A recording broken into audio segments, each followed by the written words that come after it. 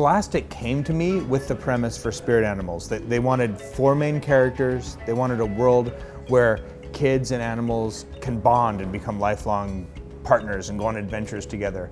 And then my challenge as the author was to take that seed and try to grow it into a story, grow it into a world that would be an interesting place to visit. In Spirit Animals, we're in a world called Erdis. Erdis is kind of like an Earth that never was. We will follow 4 kids from 4 different continents, and each of them get this rare chance to bond with the spirit animal. That bond becomes like a lifelong partnership. This relationship will change your life and almost partly define your life. As the relationship gets stronger, you will share abilities with the animal, and you're almost inextricably connected. If that animal ever got killed, it would be like losing a limb. You know what I mean? You become very united. Once I had the premise for Spirit Animals, it was just kind of like a lot of time doing thought experiments and asking, what if this happened? What if this happened? And trying to build a world where it would be interesting to see people and animals, you know, bonding and having these adventures. One of my biggest strengths is creating worlds.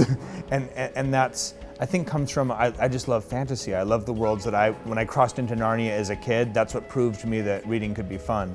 And I loved getting lost in Tolkien's worlds. The place I think where it comes from is a mix of observation and daydreaming. I pay attention to details that are strange or intrigue me, and then I ask lots of what-if questions. A lot of the stuff I daydream ends up being worthless junk, but every now and then I'll find a daydream that the more I go back to it, the more fun it becomes. It becomes like a playground in my head, and that's when I know I'm onto something. You can experience the world in kind of different types of media. So you can read the stories in the books, and if a kid liked the book, they can also go online and become almost like a 5th character in the story by getting their own spirit animal and joining the adventure on kind of quests that parallel the quests in the story.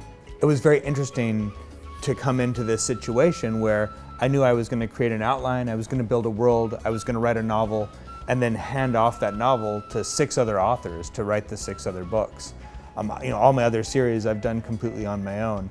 But I did know that going in, and so the fun part of that is I get to trust that other authors will go add really cool flesh to, you know, what's essentially a very basic skeleton that I helped outline.